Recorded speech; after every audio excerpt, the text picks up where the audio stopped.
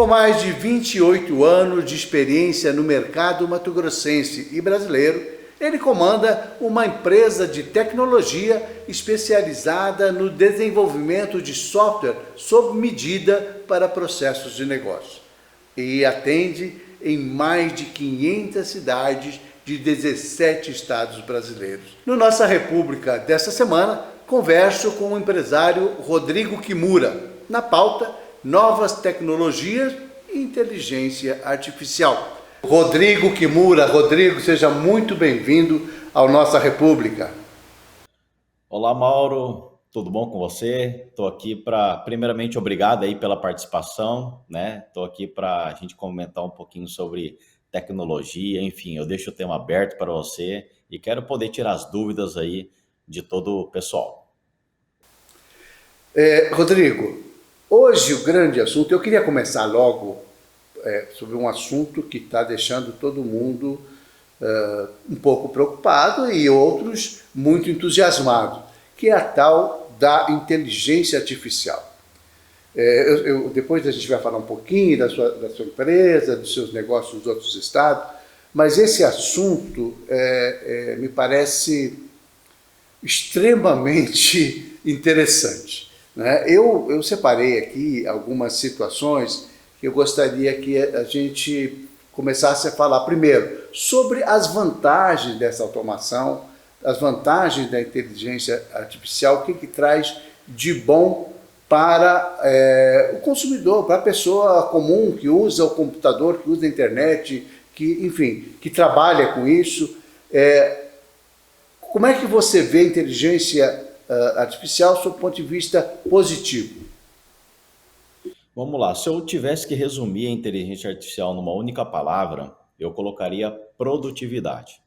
Por que produtividade? Porque a inteligência, por mais que ela esteja assustando bastante pessoas aí, ou seja, está muito na moda as notícias falarem de que pode ser que a inteligência venha, inclusive, a substituir, né, em grande parte aí o trabalho humano ou informações relacionadas a isso. Eu falo que a inteligência artificial, na verdade, ela vem fazer o quê? Ela vem trazer para nós produtividade naquilo que a gente faz hoje. Então, por exemplo, se antes eu demorasse uma semana para desenvolver uma tarefa operacional, uma tarefa que exigisse basicamente ali alguns passo a passos que eu pudesse executar e entregar essa tarefa. Hoje a inteligência ela faz isso em 5 minutos, em 10 minutos, em 30 minutos. Um bom exemplo disso é o quê? É onde eu pego, por exemplo, e decido escrever ali um artigo, decido escrever ali um livro ou alguma instrução. No meio de tudo isso daí, eu poderia, de uma forma convencional, demorar talvez ali uma semana para poder escrever bem feito esse artigo. Na inteligência artificial, eu demoro coisa de talvez ali 5, 10 minutos para poder ter o mesmo resultado ou até mesmo maior. Aí acaba sendo aplicada naquilo que são as tarefas repetitivas, né? Você pode automatizar, é verdade. Você falou de produtividade, eu acrescentaria eficiência, porque também é muito eficiente. Você tem ganho de produtividade e tem ganho de eficiência. Mas, gente, você acha que reduz os erros humanos, por exemplo? Você citou o exemplo de um artigo escrito via inteligência artificial. Você acha que aí reduz o erro humano do ponto de vista da informação, da qualidade, da veracidade da informação? Pensa que a inteligência artificial, na verdade, ela é um grande repositório de dados. Então, aquilo que você, no caso, nós temos um conhecimento limitado. A inteligência, ela vai basicamente buscar em fontes do mundo inteiro, ou seja, todos os dados existentes, a mesma informação. Então, é óbvio que a inteligência, de uma certa maneira, ela tem uma assertividade muito maior que o ser humano. Porém, onde que o ser humano ele acaba se diferenciando da inteligência artificial? São nos ajustes finais. É óbvio que uma inteligência, dependendo do tipo de pergunta, da complexidade da pergunta ou da informação que você deseja que ela te responda, ela pode sim entregar uma informação errada. Aí cabe ao ser humano talvez como o trabalho finalístico da obra, fazer ali as suas ponderações para de fato entender se todo o conhecimento que foi entregue pela inteligência de fato procede ou não. Agora, é óbvio que a exatidão, a maneira como ela entrega essa informação, ela acaba sendo muito mais assertiva, assim, que o ser humano, caso se eu fosse fazer uma comparação entre um trabalho produzido por uma inteligência e um trabalho produzido por uma pessoa natural.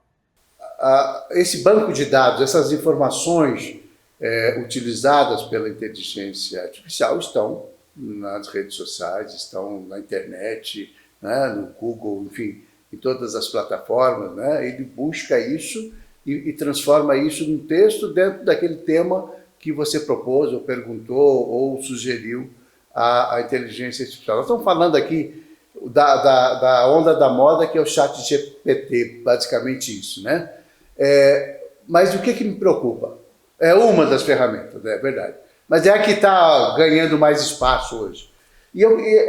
Mas a internet também se transformou, nos últimos anos principalmente, numa grande fonte de fake news, de informações falsas, distorcidas, de disseminação de ódio, de conceitos equivocados, enfim.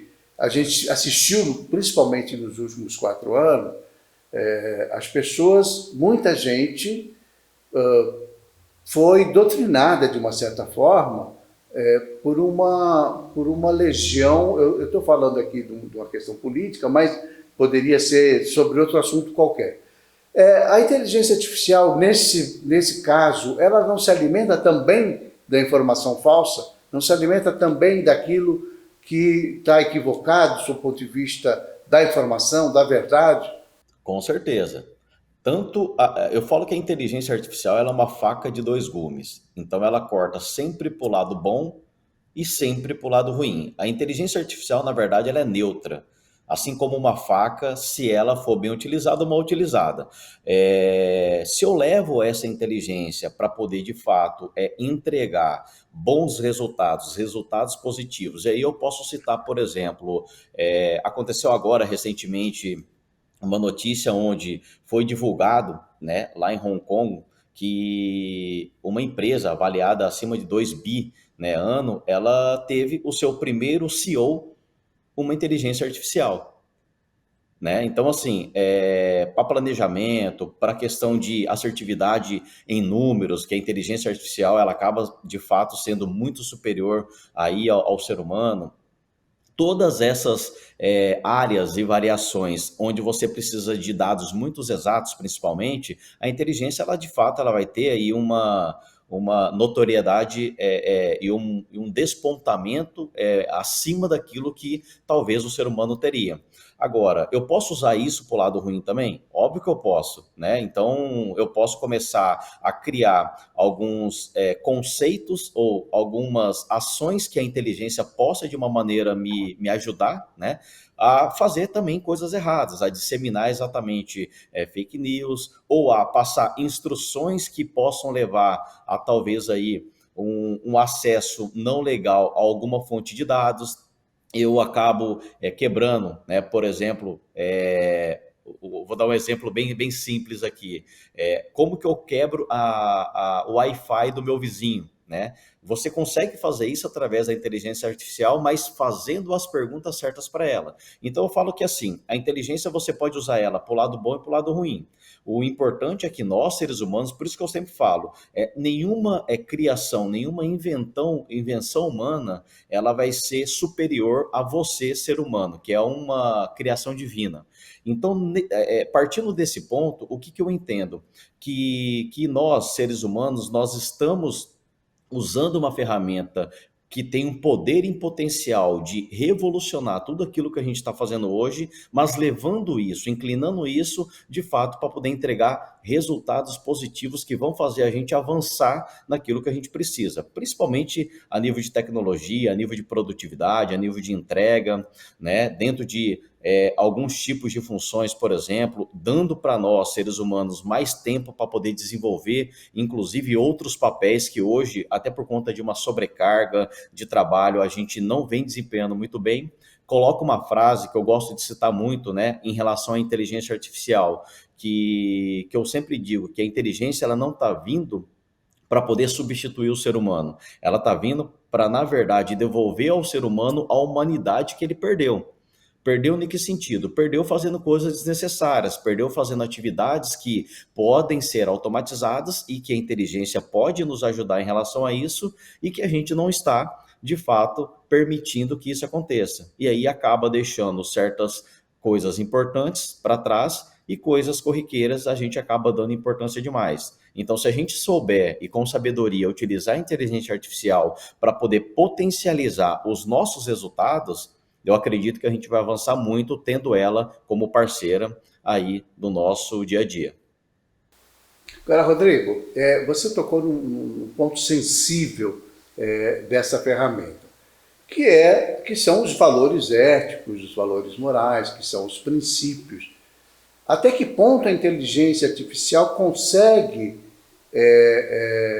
atuar ou perceber essas coisas que são muito próprias do ser humano, né? Porque você falou, olha, pode ser usado para o bem, pode ser usado para o mal, assim como qualquer coisa, né? Um automóvel pode ser usado para o bem, mas também pode ser usado para o mal, né? Pode ser usado para cometer um crime, enfim. Mas, assim, a inteligência artificial não tem, ou é possível treiná-la para que ela tenha conceitos, siga determinados conceitos, determinadas convicções das pessoas, que ela consiga discernir entre o bem e o mal, o certo e o errado. É possível isso? A inteligência artificial ela é sempre treinada o tempo todo. E ela é treinada com as informações que nós damos para ela. Então pensa que a inteligência artificial ela é um papel em branco ou ela é um bebê, né? Que ao longo dos anos ele vai entendendo e aprimorando aquilo que ele vê. Então, se você, obviamente, treinar ela com informações que levem a resultados negativos, ela vai aprender a fazer isso.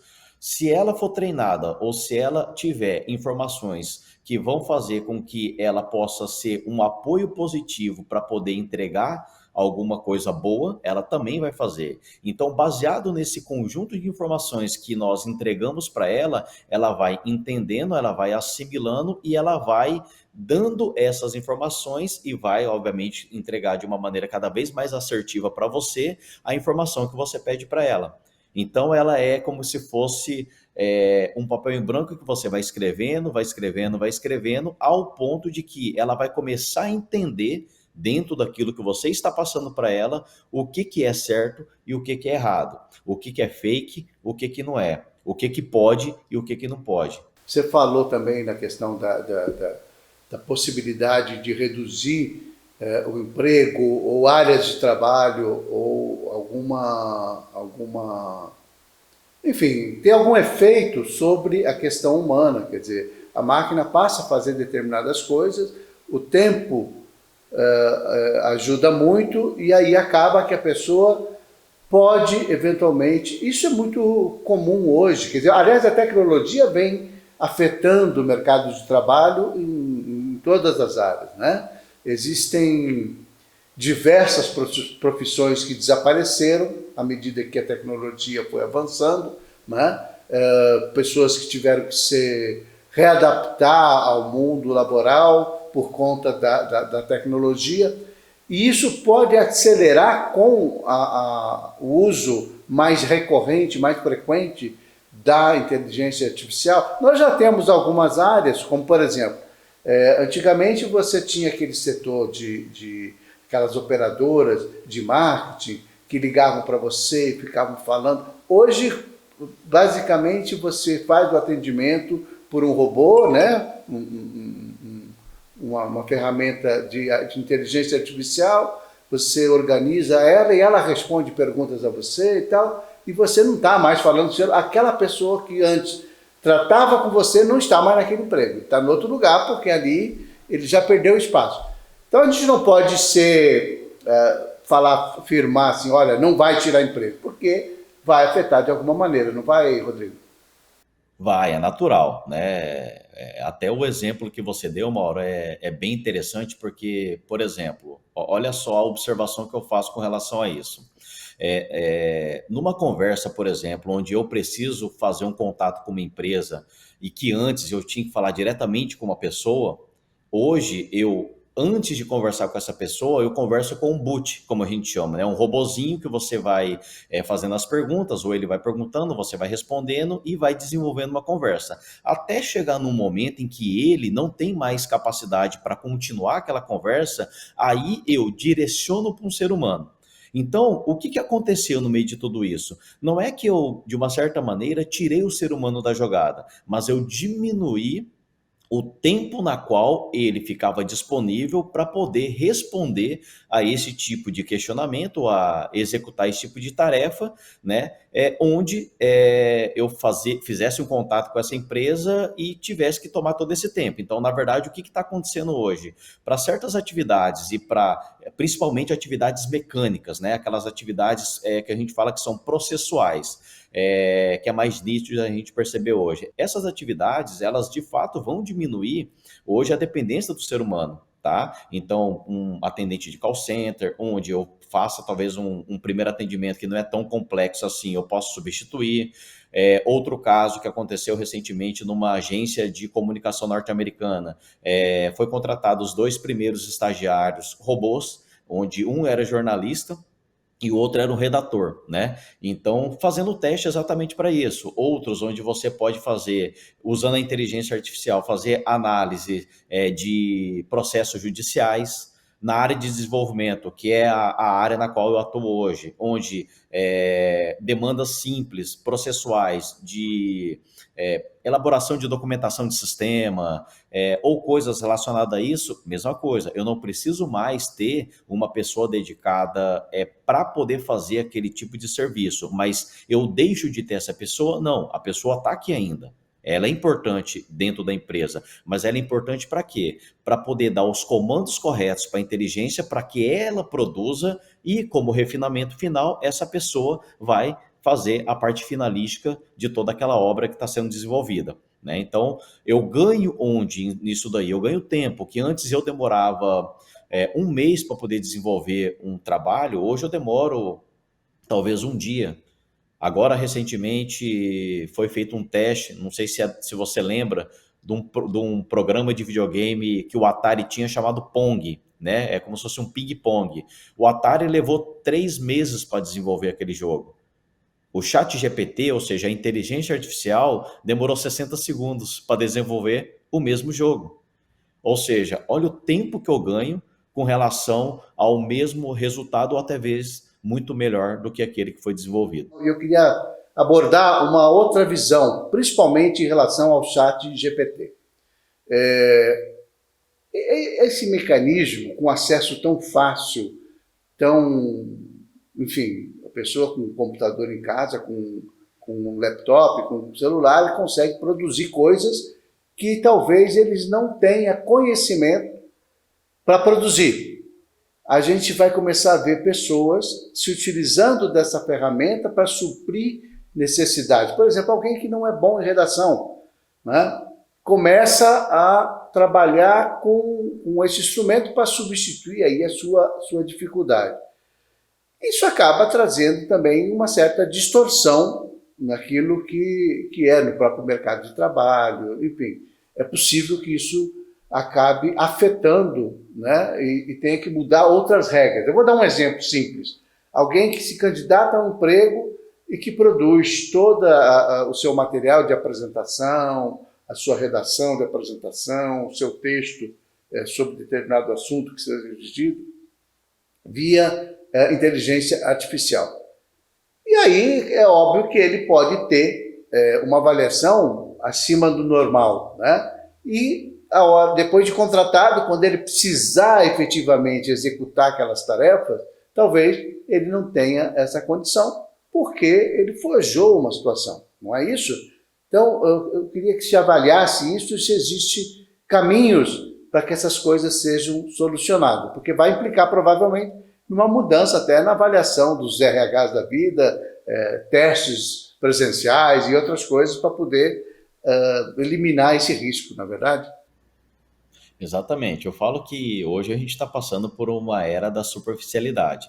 É muita gente sabendo tudo, mas ao mesmo tempo não sabendo nada. Ou seja, existe uma obesidade de informação que, se você conversa com a pessoa e você entra exatamente nesse aspecto de que talvez ela usa tantas ferramentas, tantos mecanismos, tantos auxílios, que quando ela vai conversar com você, parece que não desenvolve a mesma performance como utilizando ali alguma plataforma, alguma tecnologia. Eu falo que nós estamos na era, Mauro, na era do relacionamento. É a era onde eu preciso exercitar a capacidade de me relacionar, a capacidade de interagir com o ser humano, tá? A gente já passou por várias revoluções, tecnologia industrial e outras mais importantes para que a gente pudesse avançar tudo isso daí. Só que as pessoas hoje, principalmente as gerações mais atuais, elas estão muito superficiais em relação ao que? As relações humanas. Hoje tudo é o conceito de home office, hoje tudo é o conceito de apertei um botão, peço uma coisa, apertei um botão, chamo um meio de transporte, apertei um outro botão, publico um monte de, talvez, registro do meu dia a dia, que a pessoa ela vai perdendo a capacidade de se relacionar. E onde que a inteligência artificial ela jamais vai substituir o ser humano? Exatamente na capacidade de que eu me relaciono com as pessoas. Quem tiver e quem avançar, quem se dedicar a buscar atividades, buscar experiências que possam levar a essa habilidade de se relacionar com outra pessoa, eu falo que inteligência humana, artificial nenhuma vai substituir a inteligência humana.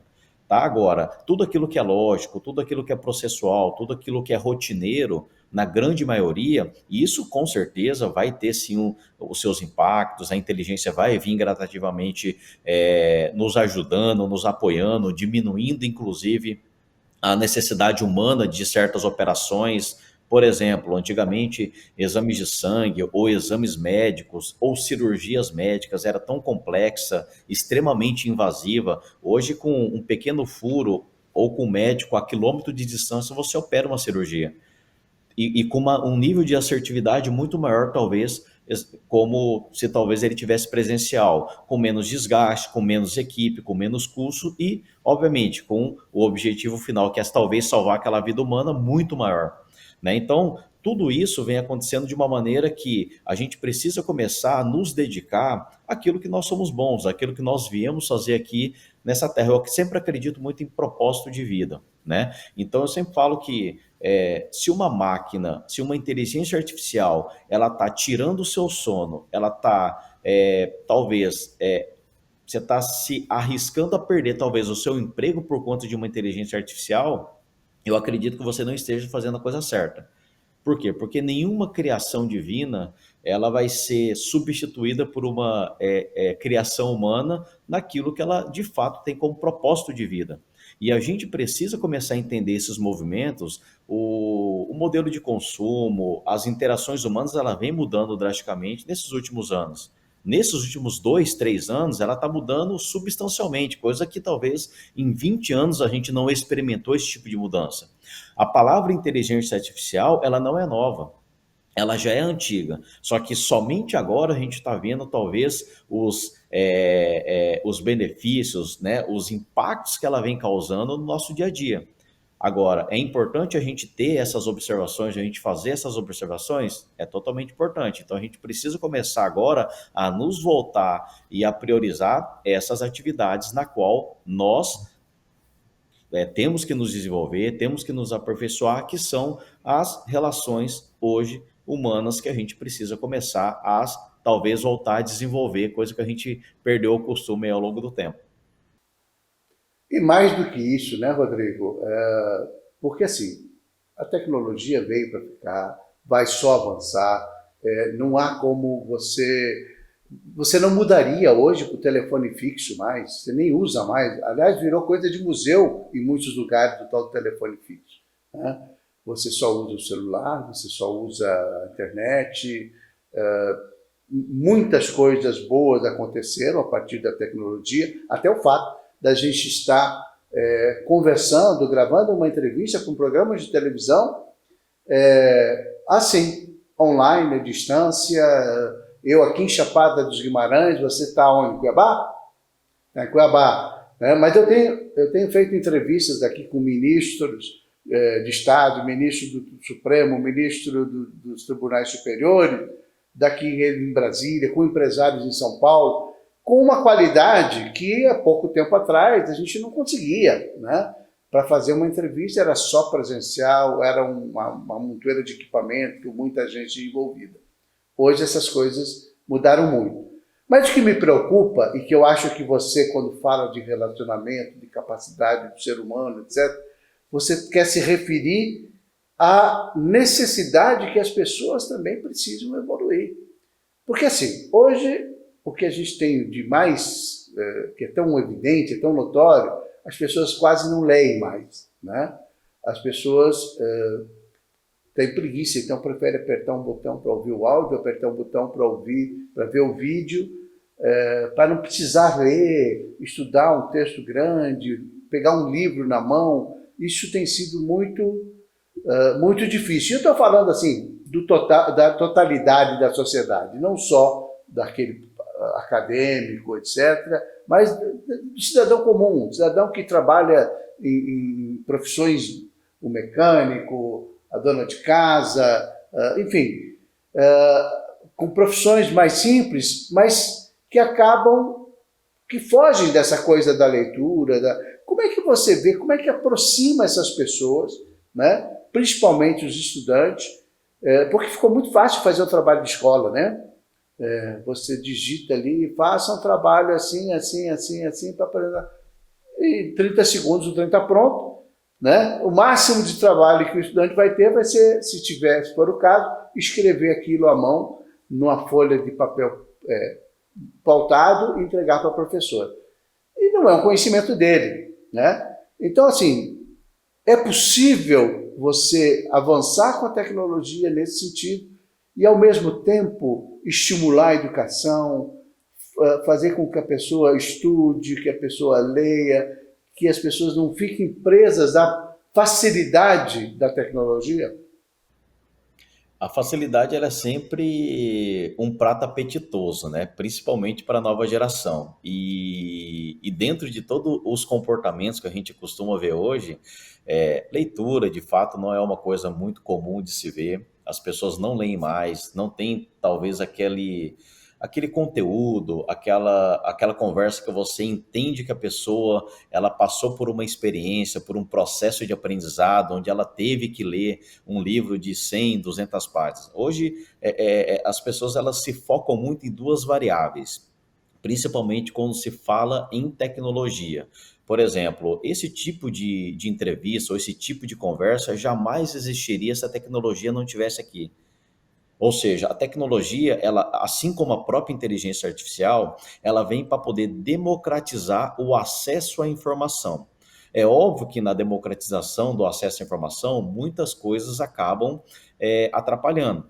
Uma delas é o quê? No caso de usar, por exemplo, uma inteligência para desenvolver um trabalho, para desenvolver aí um material de estudo de um aluno, por exemplo, é óbvio que ele não vai talvez se dedicar como a geração passada se dedicaria em ter que ler. Eu lembro que da minha época você tinha que ler aquelas enciclopédias de 12, 13, sei lá quantos volumes tinha para poder fazer um trabalho pautado, era aquela folha em branco ou aquela folha pautada que você tinha que escrever, fazer né, capa de trabalho. Hoje não, hoje com um simples comando você consegue ter um trabalho talvez muito melhor, né, do que aquele que nós fazíamos, porém, o conhecimento, a interação desse conhecimento que nós tínhamos na época e que essa geração está tendo hoje é muito diferente. Por isso que eu falo que o conhecimento que hoje as pessoas elas acabam adquirindo, e isso numa conversa você consegue constatar, você percebe que ela não tem tanto conteúdo assim. Ela é muito generalista, né? Pouco especialista. Não estou dizendo que as pessoas elas têm que se especializar em tudo que ela faça, mas ela precisa ter um grau de conhecimento para poder estar falando sobre aquele determinado assunto. A própria inteligência artificial hoje, Se você quiser desenvolver uma entrevista com um tema, com um conteúdo, a inteligência ela acaba desenvolvendo isso para você, né? Então a gente precisa começar a fazer com que essa nova geração, sim, ela use a tecnologia para poder ganhar mobilidade, ganhar tempo, para que o resultado aconteça, mas ainda temos como talvez pais, né, instruindo seus filhos ou empresários, orientando seus colaboradores a que o conhecimento tradicional, a busca pela informação, a constatação pela verdade, e de ter a consistência para poder falar de um determinado assunto, essas coisas elas não vão deixar de existir, elas precisam ter para poder de fato dar o embasamento que a gente precisa.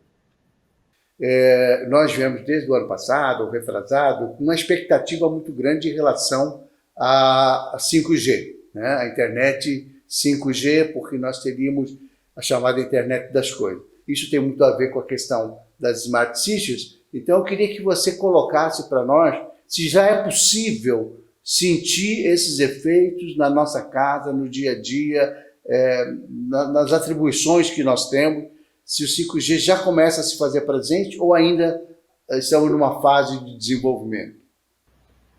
A caminhada é longa, né, Mauro? O 5G está começando agora, principalmente no Brasil. Agora a gente já consegue ver, sim, muitas coisas evidentes acontecendo. Por exemplo, a própria automação residencial, ela já é fruto dessa conexão, né, do ser humano, do dia a dia dele com essa interação de tecnologia, onde você, talvez, do seu trabalho, você sabe que daqui 15 minutos você vai chegar em casa, você pode acionar, através de um comando, né, o ar-condicionado, a iluminação da sua casa, ou mesmo deixar essa configuração parametrizada para que, após determinado horário, a luz da sua casa mude de branca para amarela, aquela coisa um pouco mais aconchegante, comece a tocar um tipo de música que você possa entrar talvez ali num ritmo um pouco mais tranquilo, ou seja, toda essa conexão, como a gente chama de IoT, né, a internet das coisas, isso vai ser cada vez mais presente no ser humano. O próprio aparelho que você carrega no bolso, ele é uma prova evidente disso daí, onde basicamente hoje você pode interagir com o seu banco através de alguns cliques, você possa produzir conteúdo e levar esse conteúdo para milhares de pessoas da mesma maneira, ou seja, essa coisa de tecnologia, rotina, ser humano, ela está cada vez mais intrínseca, então a gente acaba confundindo certas coisas, de que antes era uma coisa muito evidente que você precisaria acessar, né, para poder ter ela dentro de casa, e hoje já não, né? Antigamente, quando surgiu talvez a televisão, que foi um grande marco, você tinha lá, né, todo o investimento para fazer, você tinha lá todo aquele ritual de ter aquele equipamento dentro de casa para poder produzir ou acessar certo tipo de conteúdo. Hoje a tecnologia ela está vindo totalmente conectada praticamente na nossa vida, parece que aquilo sempre existiu, é a gente que não sabia que tinha, né? As crianças, por exemplo, elas parece que já nascem conectadas com o celular, ela acorda e dorme com o celular na mão, e o que a gente começa a perceber é o quê?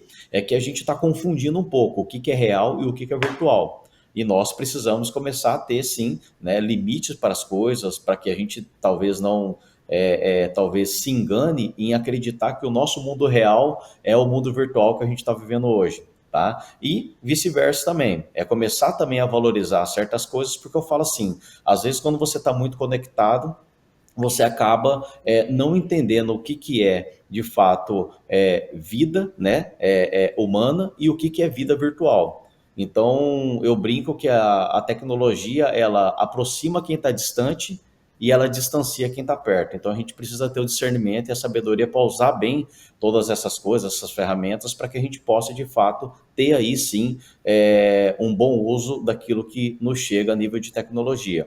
As Smart City e tudo o que envolve essas integrações de tecnologia com rotina, tecnologia com o nosso dia a dia, isso vai ser cada vez mais evidente aí pelas grandes empresas de levar esse tipo de serviço para cada um de nós. já está muito presente, né, nas construções, nos novos apartamentos, nos novos residenciais. Está muito evidente a presença dessa tecnologia, né? Da, Desde a janela que se abre, a persiana que se fecha, enfim, da luz, você deu os exemplos aí da iluminação. E isso não necessariamente precisa ser numa casa especialmente construída para isso, né? Porque numa Não, casa de um cidadão comum que tem a internet, você consegue ter a lâmpada inteligente, você consegue ter o ar inteligente, você consegue ter esses recursos numa casa assim. Claro que isso tem um custo, ainda é um custo alto, se a gente e as pessoas, nós estamos convivendo com grandes diferenças, né? A gente tem sim, uma população muito pobre, majoritariamente pobre, e uma classe média remediada que mais ou menos consegue acompanhar algumas coisas, e as pessoas muito ricas que estão vivendo um outro mundo, né? E se ausentando, como você diz, da vida real. A vida real ainda é muito dolorosa. Mas você acha que é possível que a tecnologia, toda essa tecnologia das smart cities e tudo, comece a chegar também nos bairros periféricos, comece a ajudar as pessoas de alguma maneira? Por isso que eu questionei você lá atrás sobre a questão da educação, porque me parece que esse é o grande caminho para qualquer um, né? Sem conhecimento você não vai a lugar nenhum. Você tem um limite, exatamente, né? Quando você tem exatamente. conhecimento, o seu limite, né, é bem mais amplo.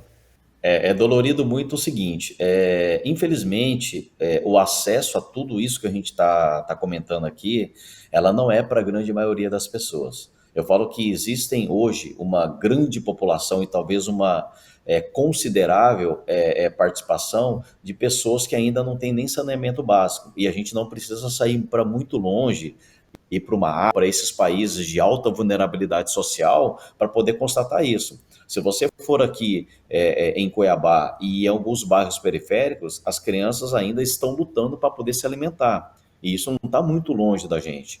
Então, eu falo muito porque a tecnologia ela precisa obrigatoriamente ajudar. Agora, sem infraestrutura adequada, a tecnologia ela não chega. A educação tecnológica não chega, as conexões que a gente precisa fazer, a democratização, o acesso a tudo isso para essa parcela da população, ela não vai acontecer se não tiver a infraestrutura adequada. E quando eu falo em infraestrutura, não é só colocar saneamento de esgoto, não é só colocar asfalto, eletricidade, é dar esse acesso tecnológico também, acesso à internet de qualidade, acesso a equipamentos, a profissionais que possam também levar esse tipo de educação, de conhecimento para essa parcela da população que hoje está totalmente a par daquilo que a gente está conversando hoje. Por quê? Porque ainda, infelizmente, o Brasil está engateando, se não ainda dormindo, com relação a esse aparato todo que a gente precisa a nível de investimento, a nível de dedicação, para que a gente possa levar de fato toda essa tecnologia, esse serviço de qualidade exatamente para as pontas, que acaba, infelizmente, não conseguindo sequer constatar que isso existe já no mundo de hoje. Essa coisa da desigualdade vale também para a tecnologia, né? Quer dizer, nós estamos falando de um país Vale. que tem 33 bilhões de pessoas vivendo em situação de fome, de vulnerabilidade nesse sentido, e ao mesmo tempo você tem um processo tecnológico que está avançando e eu acho que de alguma maneira aprofundando essa desigualdade. Embora todo mundo tenha um celular, né? Mesmo as pessoas mais carentes, em uma situação mais grave de vulnerabilidade, os bairros mais pobres, você vê que as pessoas têm muito acesso ao celular e, se não usam 100% da tecnologia disponível, uma boa parte usa. Mas precisa resolver a parte da educação, a parte da qualificação, a parte da distribuição de renda, né?